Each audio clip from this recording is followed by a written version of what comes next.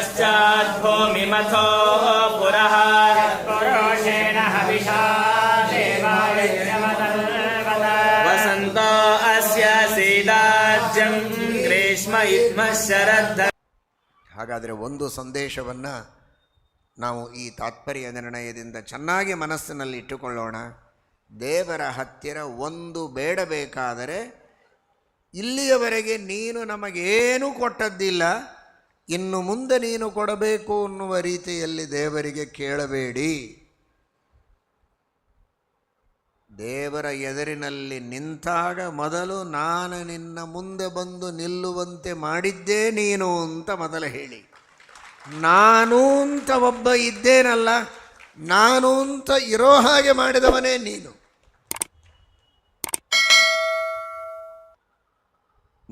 ನಾನಾದದ್ದೇ ನಿನ್ನಿಂದ.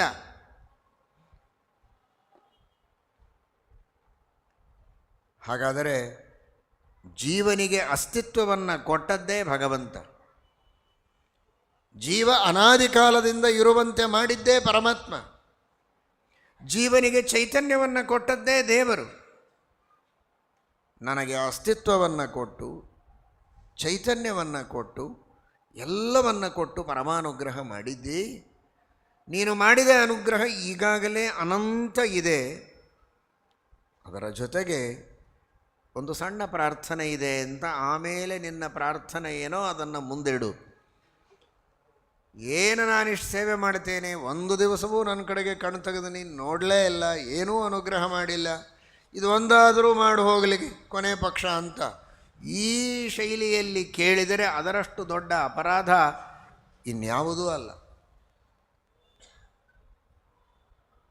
ಅದನ್ನು ನಮಗೆ ಶ್ರೀಮದ್ ಆಚಾರ್ಯರು ತಿಳಿಸಿಕೊಡ್ತಾರೆ. ದೇವತೆಗಳ ಚರ್ಯೆಯಿಂದ ನಮಗೆ ಆ ಪಾಠವನ್ನು ಶ್ರೀಮದ್ ಆಚಾರ್ಯರು ತಿಳಿಸಿಕೊಡ್ತಾರೆ. ಇನ್ನೊಂದು ಗಮನಿಸಿ, ಈ ಸಂದರ್ಭದಲ್ಲಿ ಯಾವ ಉಪಕಾರವನ್ನು ಸ್ಮರಣೆ ಮಾಡ್ತಾ ಇದ್ದಾರೆ ದೇವತೆಗಳು ಅಂತ. ದೇವರು ಸಮುದ್ರ ಮಥನವನ್ನು ಮಾಡಬೇಕು ಅಂತ ಹೇಳಿದಂತಹ ಒಂದು ಪ್ರಸಂಗ, ಆ ಪರಮಾತ್ಮನ ಆದೇಶಕ್ಕೆ ತಕ್ಕಂತೆ ಇವರು ಸಮುದ್ರ ಮಥನ ಮಾಡಿದ್ದು. ಮಹಾಲಕ್ಷ್ಮಿ ಅಲ್ಲಿ ಪ್ರಕಟಳಾದದ್ದು, ಸಾಕ್ಷಾತ್ ಪರಮಾತ್ಮ ಧನ್ವಂತರಿ ರೂಪದಿಂದ ಅಮೃತವನ್ನು ತಂದು ಕೊಟ್ಟ ಕಥೆ. ಆ ಉಪಕಾರವನ್ನು ಸ್ಮರಣೆ ಮಾಡಿ ಅದೇ ರೀತಿ ನೀನು ಮತ್ತೆ ಅವತಾರ ಮಾಡಿ ನಮಗೆ ಜ್ಞಾನವನ್ನು ಕೊಡಬೇಕು ಅಂತ ಕೇಳ್ತಾ ಇದ್ದಾರೆ. ಇನ್ನೂ ಬೇಕಾದಷ್ಟು ದೇವರ ಅನುಗ್ರಹವನ್ನು, ಉಪಕಾರಗಳನ್ನು ಮಾಡಿದ್ದಾನೆ. ಇದೇ ಉಪಕಾರವನ್ನು ದೇವತೆಗಳು ಈ ಸಂದರ್ಭದಲ್ಲಿ ಸ್ಮರಿಸುವುದಕ್ಕೆ ಒಂದು ವಿಶೇಷವಾದಂತಹ ಸಂಗತಿ ಇದೆ.